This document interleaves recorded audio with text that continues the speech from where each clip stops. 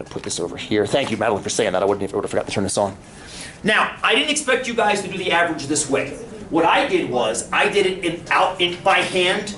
Each payoff times its probability, plus next payoff times its probability, plus last payoff times its probability. So when you guys ran one-bar stats, and you kicked out the number, whatever the average was, we'll get to it in a second.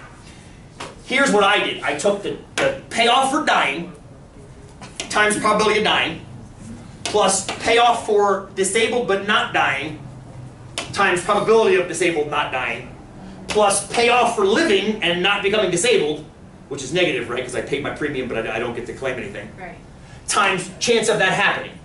And the reason I did this is because I wanted to do it. I told you I would do it one more time. I thought I lied to you earlier, Angie. Please, Madeline. Sorry to be an accounting major again, but having parentheses in negative is actually incorrect. Oh, you just sit there, friend, and let me use my damn mathematical parentheses. Okay. Fighting words. You hear this? This YouTube. So, I know what you're saying. I know what you're saying. The parentheses imply negative in accounting, I know. But how many accounting majors we got? I think you're the only one. And that's okay. I see what you're saying. I see what you're saying. Yeah. I just do it because students don't like to see plus and minus next to each other. I don't. No. I know you don't. I don't want you to stab me in the neck with a pencil there. Here's why I want you to think about this. We'll get to go in the back. We'll get it later. You see this number right here? Yes. That's the amount contributed towards individual earnings by the guys that die every year. So on average, the guys that die every year, on average, now we know that they make $9,640. But if you spread that out across the entire board of all the people, the average earnings for the guys that die is only $25.93. Wow. That's if you spread it out over the 10,000, 100,000, 1 million, however many people are actually investing in this policy. So it's positive because they're making money because they died, right? So it has to be positive. This is equivalent to rolling 3 5s, right? It's the big payout, if you will. With me so far? I love this one. $196.80 on average is the amount earned by the holders of the policy that become disabled but don't die. Oh, wow. Right, wow, because this is so high. Okay. Even though the payout's only 1/5, That makes the sense. probability of it happening is 100 times greater. So the payoff becomes that much larger. I say 100, it's not quite 100, but it's much, much larger. But here's the kicker. See this guy right here? The accounting negative, right? Negative 315.83. That's the amount lost by the guys who Live. live and don't become disabled. And when you sum all these values together, what does your average end up being, friends? 93. Negative 93, yeah? Is that right? Negative 93.10. Yeah. Negative $93.10? Which means, on average, every person that purchases a policy is actually giving the insurance company $93.10. So that's why. Nobody's actually winning money on average. On average, people win money when they die, and they get money when they become disabled.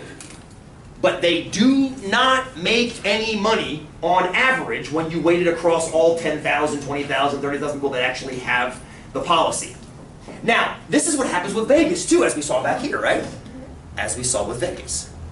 But why am I not upset about this one, like I was with Vegas? Because it's Vegas, baby. Well, but why am I not upset over here? Sorry. Why am I not upset about this negative 93? Why does that have to be negative? Because the insurance company is a business. The insurance company is a business. They have salaries of their employees to pay, they have overhead, they have rents, they have electrical utilities, they have to put money into accounts to then pay out eventually. Right? They have, if this has to be negative. Well, Vegas has to be negative too, they don't get the lights on all the time, right? They have to be negative as well. Please? I think that, like, in real life, it would be a little bit smaller, just because they also pay for, like, car repairs and all No, that. friend, realize this is one policy based on a guy my age living in Portland. Okay. So Danny's got a point. This is why they have actuarial teams actually holding together all this stuff. Is the teams of actuaries balance this plus all the other policies for all the other age groups across, and the tables for those they're beautiful. But it's a lot of process. This is but one snippet of one. Yeah. Cool? All right. Now, I don't want to rush to get this done. you guys just want to take this with you and finish off the rant? There's a few more points on the quiz that involve a New York gambling problem. Want to just take it with you and bring it back next time? Does that make sense, I think? So let's do this. Let me think about this because I hadn't planned on this because of Monday. I'm not going to see you guys again until Wednesday. Tear. I will miss you. Oh, well. That's awesome. But here's the deal. Let's figure out as far as due dates. Why don't I just strike all the quizzes for next week? Okay. This will be a quiz due. Bring this back next week. Yeah, bring it back next week. I'm going to move your exam to the following week. We'll push that back. We'll push that back. So, and I want you to, so for, maybe Monday, maybe Wednesday. I got to look at the schedule and see if it makes sense. I think it makes sense to put it on Monday, but let me see. How do we feel about that? I don't usually like giving exams on Monday. Would a Monday exam be okay? No, it's terrible. It'd be terrible. It's still going to have the take-home in-class component. It's still have the half and half. Well, what would that do to our next unit? Nothing. I mean, it's just where things fall.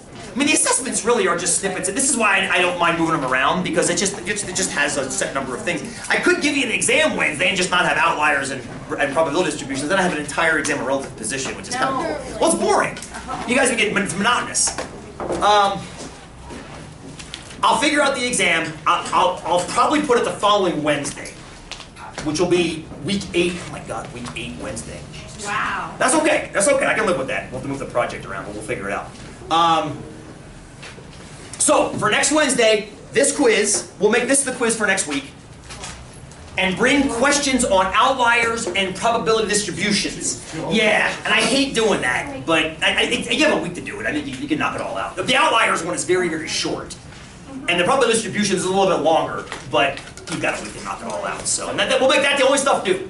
Whatever quiz was supposed to be next week, I'll just shove it back to the following week, and we'll get to it all. I know we'll get to it. It's just it's not quite laying down the way I forgot about this. This is the first fall we had 10 versus 11 weeks, and it's starting to catch up to me now. I'm starting to realize where things start to fall, where they're not usually falling.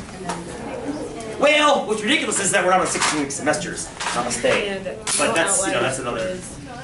Where's my lid? Did it go back there? Thank you, Shayna. All right, guys, that's it for today. Yeah.